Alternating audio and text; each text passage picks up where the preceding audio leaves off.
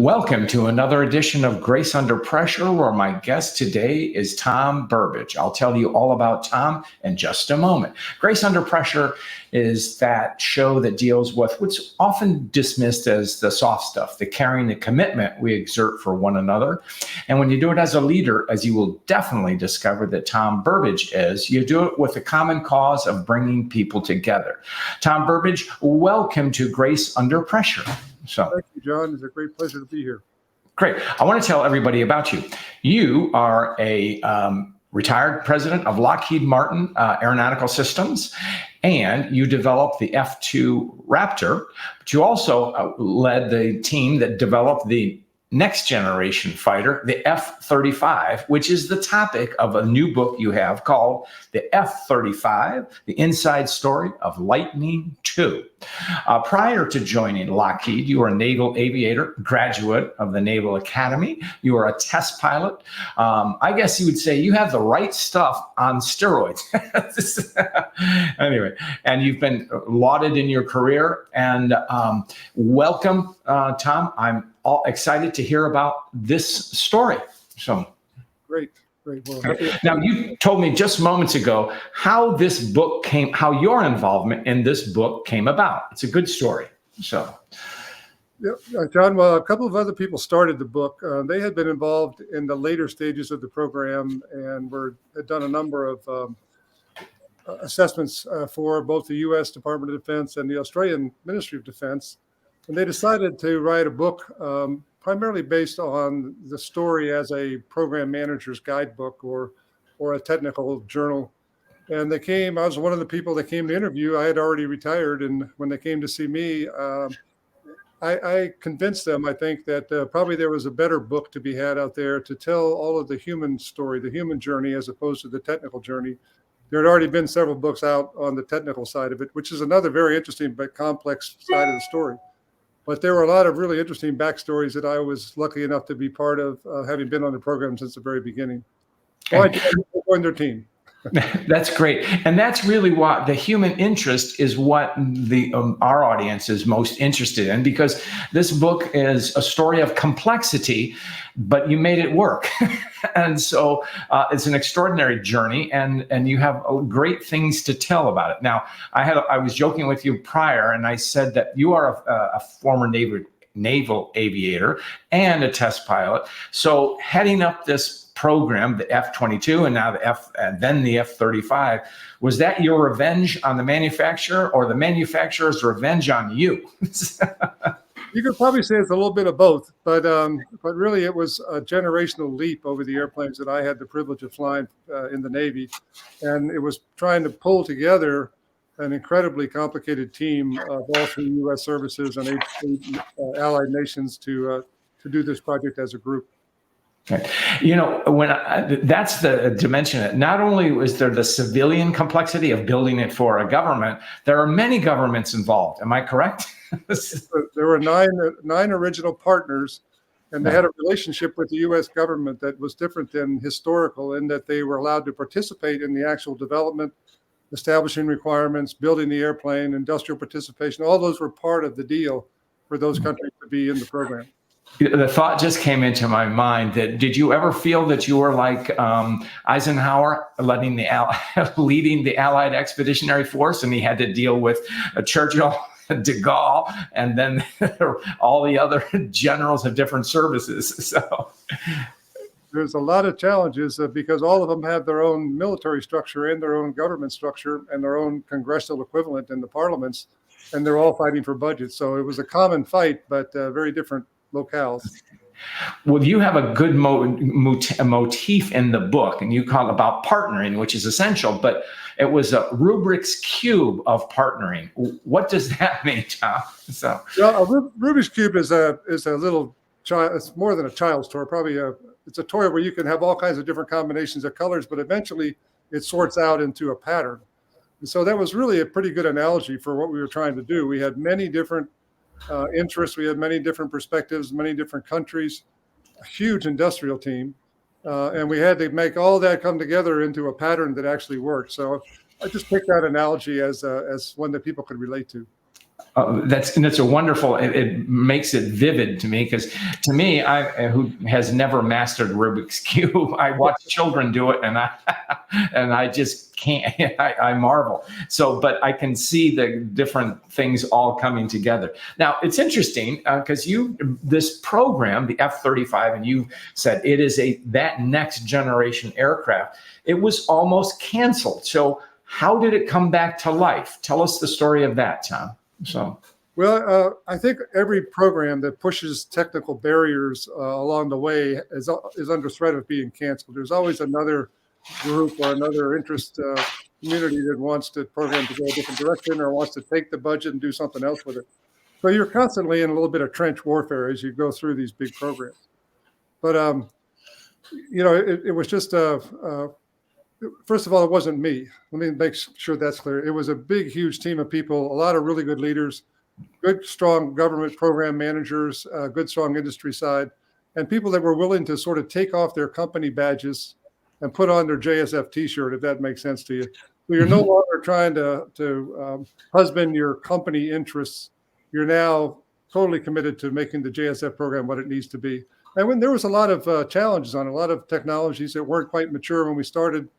There were some delays that were built in, and a delay equals cost. So anytime you have a delay, you have a large group of people that you're extending, and you're paying them their salaries, and that's a big cost increase. So we fought those burdens along the way. Well, what's something you just said is many in the audience will understand because they worked in team environments, but you had people coming together for joint purposes, but different backgrounds, different countries, different companies. And you said they took off their badges and wore the Joint Strike Fighter T-shirt, metaphorically you're speaking. So how did you unlock that? Because it's easy to say in retrospect, but I can imagine there were some sleepless nights or months doing this. So, well, they say necessity is the mother of invention, and I think this was a good example of that. We had about maybe a little over 100 people on the program when the contract was awarded at the end of 2001. And we had 4,000 people on the program just in Fort Worth at the end of 2002. So we had a human resource challenge on how do you possibly staff up 100 to 120 people a week across this large team. I had two really good deputies that were part of the program. They lived with me in Fort Worth. They had an office next door, and they were proponents of this. We don't have a company badge. We're the JSF team. And it was required to have people at their level push that down through the organization. And they did. And every new employee that came on the program went through an onboarding process. Everyone got some of that pixie dust sprinkled on them, that they are now part of a team, not their company. And you have to walk a thin line when you do that, because there are company interests that you have to respect. But that's what drove it. No, but I think what's interesting and so challenging, this was not a different form of leadership, not truly executive, but peer-to-peer in a sense of legislative, if you will, to use the frame that Jim Collins would talk about, a marriage of equals. Does that make sense, Tom? So it does. And we had three major prime contractors that all wanted to, have acted as prime contractors, not as subcontractors. But we had to come together and form a team. But it wasn't just as easy as putting a T-shirt on. There was a cultural building that had to go on, and we had a common set of guiding principles. We had a common set of objectives. We selected people based on them being the best person for the job in some critical positions, not just a Lockheed Martin person. Called that the best athlete concept. And there were several that filled that bill very well. So we also wanted the management team to be very visible to the employees, to look for feedback. I think one quick example I could give you that I thought was pretty innovative was I picked three guys who had very long experience in developing big, complicated airplane projects, and we called them the Wizards. And we had a little area where we stuck their desks, and we called that Hogwarts at the time. Harry Potter was the movie going on. And if you had to go visit the Wizards, I didn't want the Wizards in their office. I wanted them walking around and mentoring the young folks. And sure enough, we saw a phenomenon that came out that I call reverse mentoring, where the young folks were very adept at using the new computer tools, where the old guys probably weren't, but the old guys were very adept in what needed to be done. So it sort of built this esprit among the team during some very challenging days. These programs are very tough on people, and we're always looking for a way to make the culture reflect that and reflect respect for each other and get superior performance out of it. That is a great story, and I like. There's two elements there. One, it's the old Hewlett Packard managed by walking around. You insisted that they be visible, and then the reverse mentoring concept, because there's so much we can learn from those younger than us. So, Correct. Yeah. That's great. Now, there was something you referred to in the book, and I think other folks will understand it, but why is it a problem? And that's the phrase requirements creep. What does that mean, Tom? Well, technology continues to evolve, and the threat scenarios in which you want to employ that technology continue to evolve. And these programs take a long time. And if you think about it, the contract was 2001. This is 2023. So we're 21 years into the program now. There's about 1,000 airplanes out there, but they're now looking at a little different environment than the program was originally designed to do. When requirements become something that you have to do, then there's a change to the underlying stability of the program. And it's a constant battle to keep it stable, build it the way you want to build it, and not change it, and make the program relevant for the new future that it's going into. So that's the battle of requirements creep. And it will happen. If you think about the Moore's Law, it's referred to, which is the evolution of processing capability for computers, it doubles about every 18 months to 2 years, and we're 20 years in. So there's, you have to design the airplane to be able to accommodate those kind of changes underneath the skin.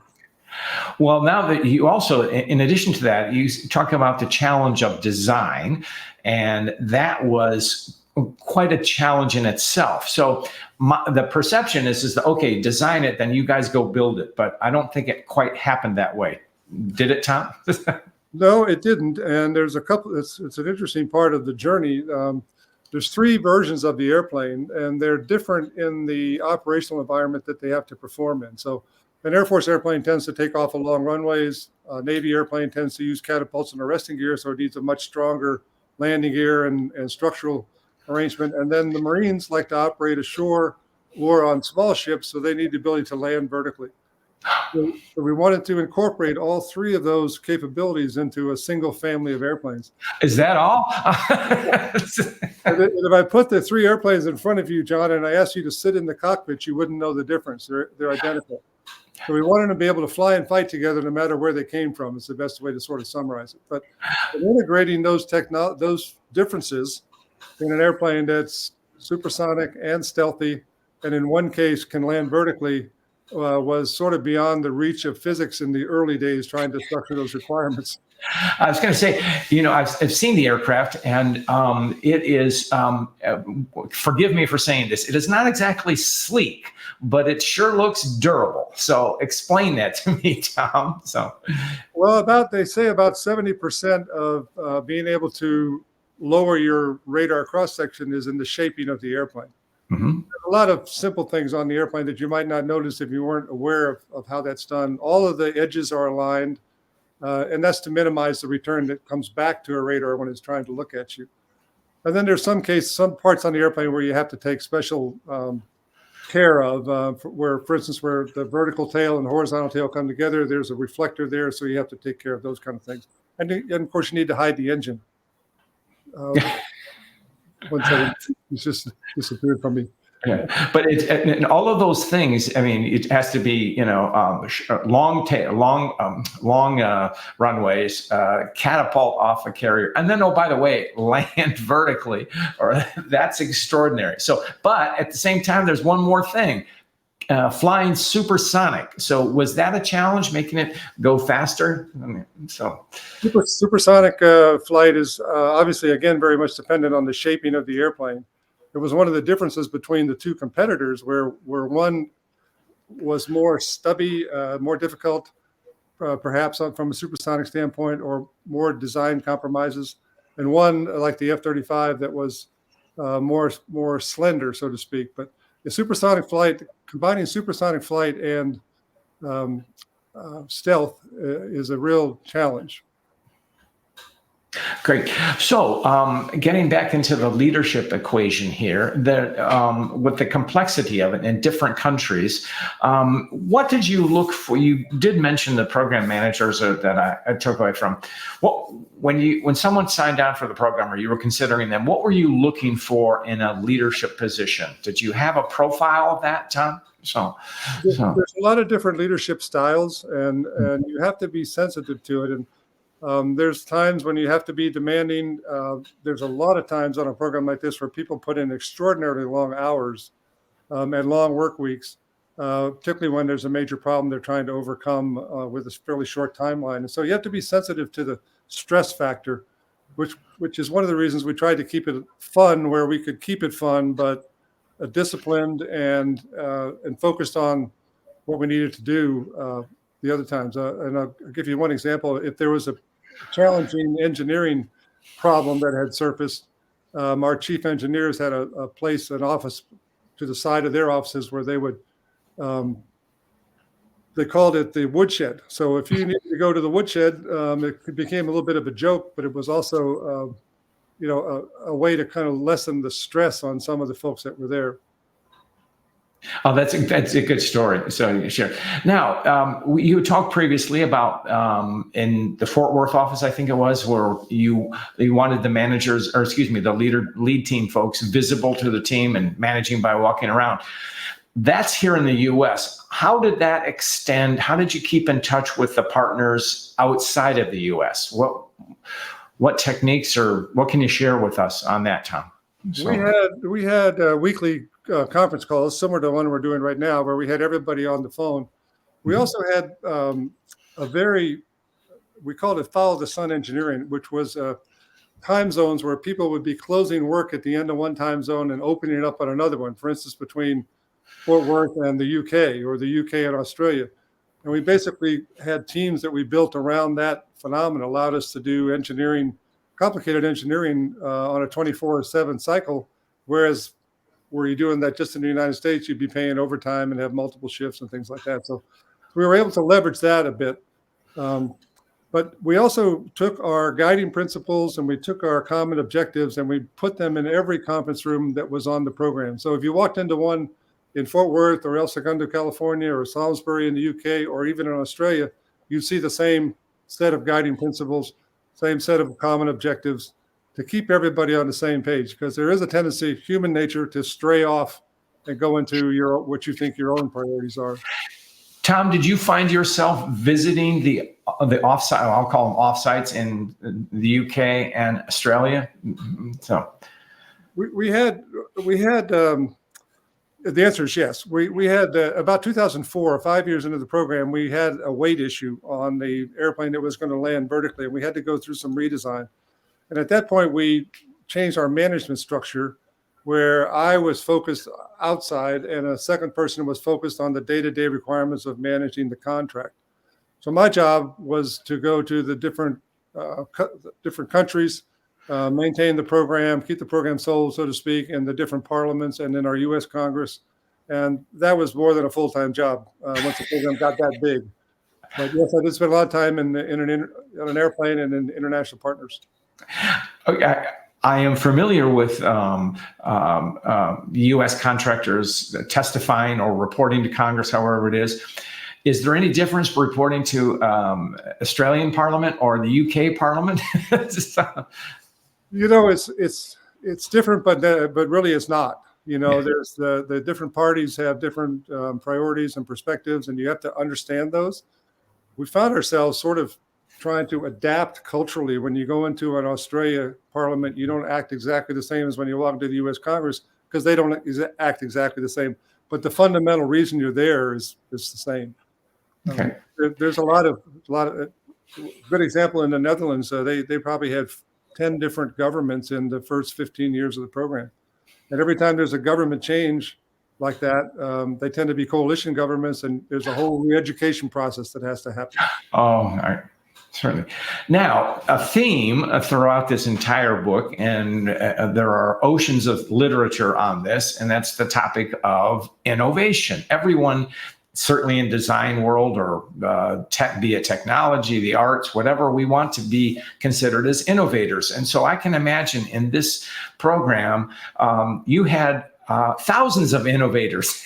So how did you keep it in balance, Tom? So we found that there's really kind of two different skill sets when you're doing a leading edge technology program. One are the innovators, the scientists, the people that really understand the technologies that can bring that together. And in this case, integrate those technologies to a level that hadn't been done before. And then you had the people who are really good. They had that in their background, but really good at managing teams. And you look for the differences among those two. Somebody referred to it as putting everybody in the right seat on the bus. You're all on the bus, and there's some seats that are different than others, and you want to get, because you can have a mismatch, or you can have a reason to relieve somebody of their management duties where they're a brilliant engineer on the side.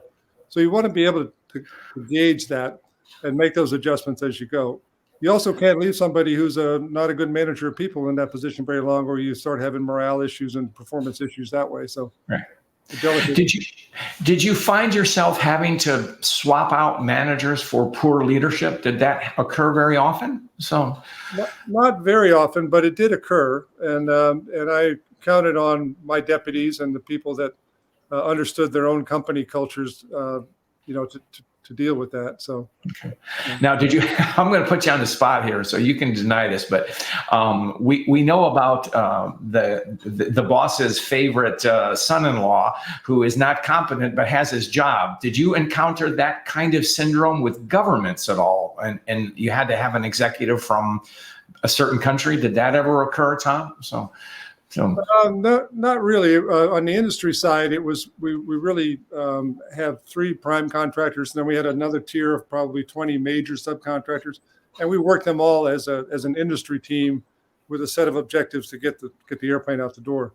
On the government side, it was almost a more complex situation because they had all the different test operations going on, and while we provided test pilots along with the government, that was more of a mutual undertaking, so there are, it's a world full of personalities, and I did feel like one of the real reasons why F-35 was able to succeed is they had an unusually good group of people that just happened to come together around the critical points of the program. Oh, that's cool. Well, yes, they may have just happened together, but I'm certain that's because they had extraordinary leadership. So tip of the cap. So anyway, just a silly question, but I thought when you went to different countries, did you fly the aircraft for testing? Did you fly the aircraft there, or was it shipped there? So, the testing took place in the United States, generally speaking. So but it involved all the test centers in the U.S. So the Air Force plane was being tested primarily at Edwards Air Force Base, the Navy at Patuxent River, Maryland, and there's a lot of sub-test places around the country where testing is going on. Most of the international partners were able to observe that. In some cases, participate in it. In a couple of cases, they actually bought test airplanes, but they operated them out of the U.S. test sites so they could do their own testing on it. So it was a kind of a mixed bag. Okay. Now, would the Australian, an F-35 in Australia be the same as an F-35 in the U.S., or did it have different configuration? So, no, that was the deal going in, was that the allies that fly and fight with us today, they do that. They've been doing that for 30, 40 years now. We don't go into anything as a single service or a single nation. And those that fly and fight with us tend to buy our airplanes, but then they make them put some of their own systems in, and they're pretty incompatible. So you can't really join up and fly together in a tactical scenario very often. The purpose of F-35, one of the unique things about it was designed to allow all 3 U.S. services and our allies to be interoperable in the same airplane, essentially. The only difference is being where you took off from. So a Dutch pilot could fly a U.S. craft if necessary. That's great. There's training centers where the pilots go to train. It's Eglin Air Force Base and Luke Air Force Base out in Arizona. All the international pilots train side by side with the U.S. They fly each other's airplanes. So yeah, it's pretty transparent. Great. Now, the plane is up and running and out, and then you have a phrase called sustaining the beast. What does that mean, Tom? So, the airplane was designed from the very beginning to deal with the life cycle ownership of the airplane. If you look at funding for a program, there's a a bunch that happens in the beginning where you're doing the engineering, developing the airplane. Then there's a bunch that happens when you're producing it on a production line. And then the bulk of it, maybe 50% of the total cost of an airplane, is sustaining it over its lifetime. So there was a lot of effort that went into improving reliability, simplifying things, looking at the maintenance tasks. Again, I'll give you one quick example. If you want to change an ejection seat in today's jets, you have to take the canopy off. You have to disarm the ejection seat, take it out. Most of the hours on that task are in removing and replacing the canopy. If you notice on an F-35, the canopy actually opens forward like this. And the reason for that is unusual. You don't see that on other airplanes. One of the reasons for that is you can remove and replace the ejection seat without taking the canopy off. So you've shortened the man hours required to do that maintenance task. Therefore, you've lowered the cost. That's good. Hopefully the ejection seat is not used often. No, it has been used, and very successfully, but not used often. Well, that's a good thing. So, Tom, we're coming to the end of our show. And as you know, I like to ask every guest a story about grace. Do you have a story you'd like to share, Tom? Yeah, I'd like to share one. My grandson, my oldest grandson, graduated this past June, and he's on his way to Pensacola to become the 4th generation Navy pilot in my family. And I sent him a note. I thought a long time about what should I pass on to him. And I told him there were 4 things that I've learned both in my Navy career and in my time in industry working with large teams. And I'll just recite those 4 because they sort of, to me, are what's good. The first is that enjoy every day, learn something new, challenge yourself to do more than you can because you can. The second one is to realize that every person has a unique perspective on the world. And a new sailor turning a wrench on an airplane or a new employee just out of college on your team can be a valuable contributor, and you can learn from him or her, but you'll never know them unless you get to know them. And there'll always be a barrier that comes with senior positions and leadership positions and stuff like that only you can remove. The other person can't remove it. Third, there's no limit to what your team can accomplish if you don't care who gets the credit.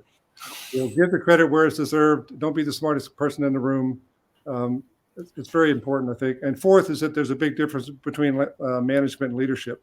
Management is the ability to look at data, take corrective action, watch improvement curves, or the other way around on what's happening, and that's how you tell the health of what you're looking at. Leaders inspire ordinary people to do extraordinary things, and there's a difference. And I think, again, reflecting back on my time on F-35 and even my time in the Navy, I was blessed by being around a lot of really good leaders, and that's, I think, what makes a difference. Tom, that is a great story. I love how you wrapped it all in and together. And your grandson is fortunate to have you as a grandfather. And so, do you think one day he may fly the F-35? So, it's funny because that will likely be the airplane that almost everybody that's going into the jet community is going to fly in the future, whether you're a Marine or a Navy pilot. So I think there's a good chance that he'll get in there. Oh, that's pretty exciting. Tom, where can people find the book? It's called It's called F-35: The Inside Story of the Lightning II. So there's a couple of places. First of all, it's on Amazon and Barnes & Noble through the normal book selling process. But there's another website. The authors actually purchased the first batch of books. And if you wanted to get a better deal on the program, initially, you'd go to just type in on your Google or Chrome F-35 Inside Story. It'll take you to the author's website, and you can have your choice between a regular book or an autographed book. And that's limited to just the books that the authors have. So the bigger sales will occur later on. But that's the tip. We will put that website in the notes. So, Tom, it has been an honor to speak to you. Thank you for what you did for this program and for all the service you gave to our nation in your long naval career. So with that, I'll sign out. So.